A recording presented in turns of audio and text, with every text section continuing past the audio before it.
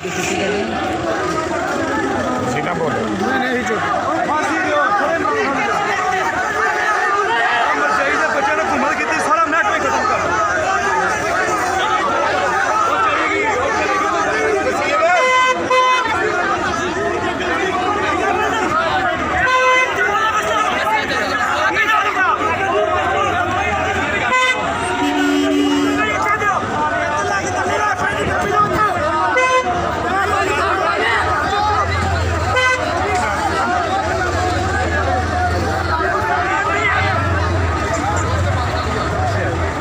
gate बंद कर दो डिप्टी साहब गेट बंद करो चढ़ाओ गड्डियां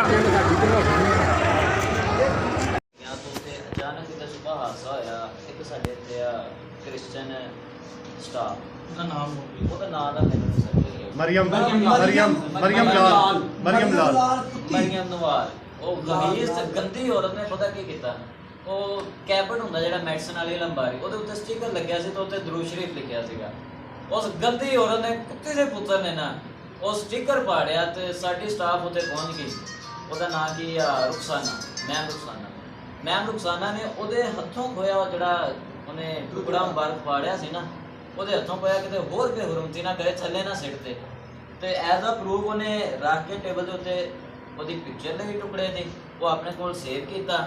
ਮੈਂ ਜਦੋਂ ਗਿਆ ਤਕਰੀਬਨ 2.5-3 ਘੰਟੇ ਬਾਅਦ ਉਹ ਔਰਤ ਸਕੂਨ ਨਾਲ ਡਾਕਟਰ ਨਾਲ ਰੌਣ ਕਰਦੀ ਪਈ ਤੇ ਆਪਣਾ ਜਿਹੜਾ ਲਿਖਦੀ ਪਈ ਰਜਿਸਟਰ ਦੇ ਉੱਤੇ ਤੇ ਮੈਂ ਉਹਨੂੰ ਜਾ ਕੇ ਪੁੱਛਿਆ ਮੈਂ ਕਿਹਾ ਜੀ ਜੋ ਆਈ ਆਫਿਸ ਮੈਂ ਸਰ ਨੂੰ ਇਹ ਪੁੱਛਿਆ ਵੀ ਮੈਂ ਤੁਸੀਂ ਇਹ ਕੀਤਾ ਕੰਮ ਕਿਉਂ ਕੀਤਾ ਕਹਿੰਦੀ ਮੈਂ ਫਿਰ ਤੂੰ ਕੌਣ ਹੁੰਦਾ ਤੈਨੂੰ ਮੈਂ ਦੱਸਾਂ ਵੀ ਇੱਕ ਮੁਸਲਮਾਨ ਆ ਉਹਦੇ ਨਬੀ ਦੀ ਗੁਸਤਾਖੀ ਕੀਤੀ ਜਾ ਰਹੀ ਉਹ ਚੁੱਪ ਬਹਿ ਸਕਦਾ ਫਿਰ ਮੈਨੂੰ ਦੱਸੋ ਤੁਸੀਂ ਖੁਦ ਮੁਸਲਮਾਨ ਜੇ ਸਾਰੇ ਬੈਠੇ ਕਿਉਂ ਕੋਟਾ ਸਾਹਿਬ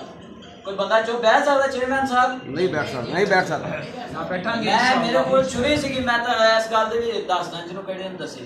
मेरे को छुरी सी मैं बकायदा ओदे मारी ओदी किस्मत चंगी हो छुरी टुट गई अल्लाह आलम की होया छुरी नहीं ओदे वजी ओदे हाथ ते लगी ओदे बाजू ते लगी मैं वैसे मार देनी सी कुड़ी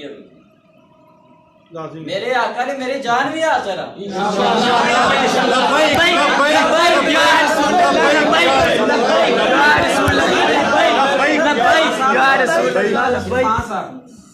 इरफान साहब ये जरा काम है ना ये रीत चल पई है क्योंकि साडी जी गवर्नमेंट है ना खोता गवर्नमेंट इन्हें बड़े महफूज तरीके आसिया मुल्कों ने इस मुल्क चो बाहर कढ़िया लोग फॉरन जाने वास्ते अपना जो है ना अपनी फैमिली सेट करने वास्ते